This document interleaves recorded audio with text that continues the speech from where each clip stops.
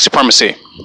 And with this particular video, I want to expose the myth that guns don't kill, and I want to talk about why there will never be any substantial gun control changes at a federal and probably not at a local level either.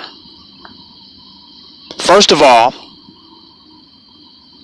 the whole idea that guns don't kill. I hear a lot of people using that weak-ass, parroted, unthought-out argument. Guns don't kill, people kill. Well, let's apply that same argument to nuclear weapons. Nukes don't kill, people kill. So if nuclear weapons don't kill people, why would we want to stop third world countries from their nuclear developments, weapons development? Because we realize that a nuclear weapon can do a lot of damage. So we don't want that type of powerful weapon to get in the hands of people who want to kill. Well, it's the same thing with your guns. People that want to kill should not have access to powerful weapons to kill people. So it's not a question of if guns kill. It's how powerful of weapons do we want to allow in the hands of people who want to kill. If guns don't kill, nukes don't kill. Bombs don't kill. So we should legalize all that, because none of that kills. So that's a dumbass argument. We don't want powerful weapons to get in the hands of maniacs. That's the true gun control argument. Let's not derail that. But let me tell you why there'll never be any substantial gun control in the United States. And black people don't even have to worry about it, because issuing felonies through racial profiling and criminalization of black people has been their method of gun control on black people. If they don't want you to have a gun, they'll just find a way to give you a felony. They'll find a way to criminalize you so you can never have access to a gun, strategically. So that gun control shit don't even apply to us. They've been gun controlling us since we've been free. But why will there never be substantial gun control in America for white people? I'm with gun control, because gun control ain't gonna do nothing but humble the white man. Because the racist redneck that don't really want to transform and change in society and want to maintain the old way, still want to make America great again and want to live in the traditional value systems and don't want to look at slavery and look at racial inequality as a reality. They just want to hide behind their gun. They will be humbled by gun control legislation. If they don't have them semi-automatic weapons and shit on their yard and on their land, they have to humble themselves. They have formed civil militaries to maintain white supremacy, to maintain their control over land, they control over neighborhoods, and ultimately they control over people. Shit, they control over the damn South. So when you take their gun from them, you humble them greatly, and they have to live in a world where they have to confront their fears, which is the black man, which is their karma. They have to deal with that and try to find creative ways and other ways to deal with their karma than hiding behind the barrel of a gun. So it will humble white people. But I'm going to tell you why it's never going to happen at a substantial level. Because it will be a civil war. You cannot take white people's guns. They are living in a paranoid delusion about chaos and mayhem and black people taking over shit. So they're in a panic attack, and they're in pre-post-traumatic disorders. So they're afraid of the future. So you're not going to be able to take their guns without a fight. There's going to be a civil war, and that will destabilize America and ultimately overthrow the country. This country will be destabilized. If another country want to get involved, like Russia or something, with destabilizing America, all they got to do is play both sides on this gun control issue, because that's the quickest way you can destabilize this country. That will be a civil war between the citizens. It might be a tri-civil war between the citizens in some states, between some states and the federal government, between some citizens and the federal government. Because you gotta look at this. If they was to make any gun regulations, it's probably going to happen at a state level and not at a federal level. But even if it happens at a state level, the citizens are going to fight the state.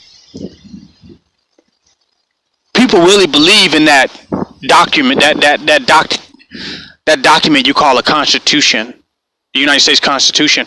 They really believe in that doctrine. They swear by that. They're under the mind control of the founding fathers. So they believe they have a Fourth Amendment right, and they have a right to fight for that against enemies, foreign and domestic. So they were going to fight you. The reason they got a gun was to protect their constitutional rights. So if you're going to take their constitutional rights away from them, then you end up having to fight them, and you end up having a civil war, which is not really what you want right now.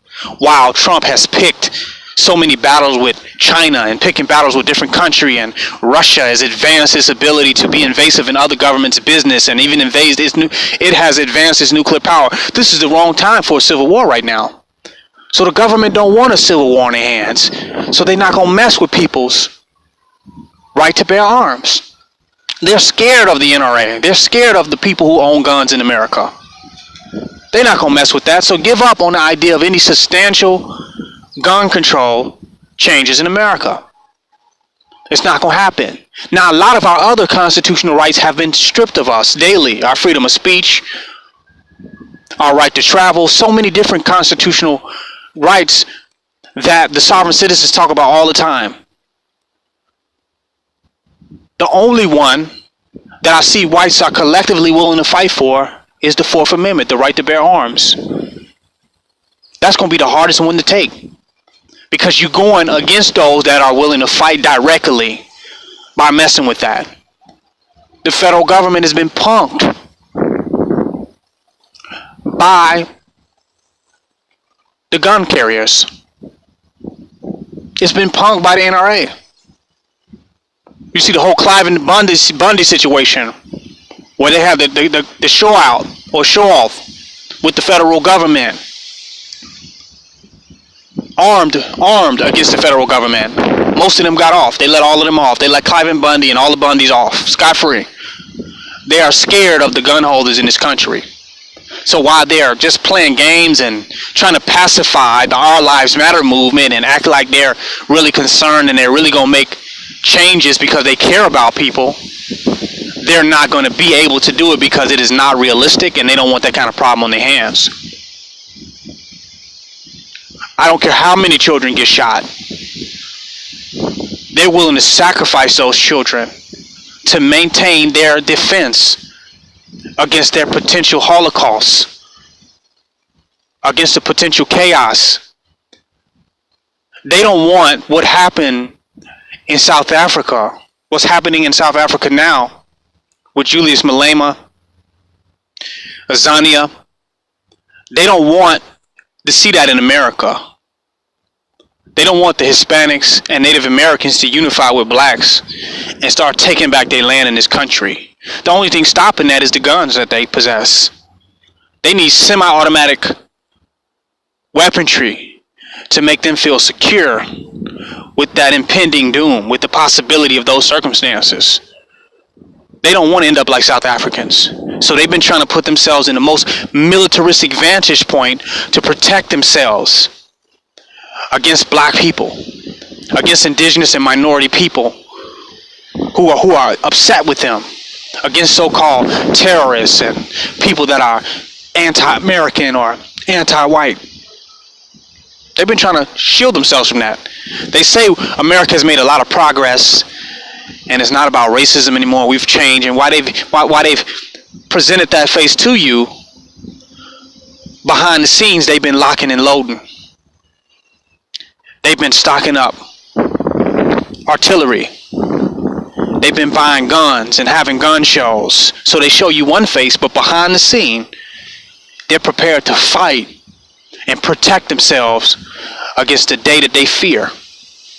Meliki Omedim, the day of judgment for the white man. They've been trying to protect themselves from that. So if you take their guns, that will humble them in a way that they don't want to be humbled. So they're not gonna let you take their guns. That's like a zombie movie. The whole community is turned into zombies. Black, Hispanic, and Native American zombies all over the place. And the one person in your town is talking about, let's take your guns. We gotta take your guns. You're not gonna let them take your guns. You know, hell, there's zombies all over the goddamn place. Why would you give your gun up? You're petrified. You're in a state of immense fear. How could you possibly give up your gun? You would shoot the person that would ask for your gun in a moment like that. So I just had to keep it real. I had to let you all know that, you know, there's not going to be no substantial gun control, so just give up on that. And if it is, be prepared for a civil war. But I think the government is smarter than that, man. They're not going to let the murder of a few children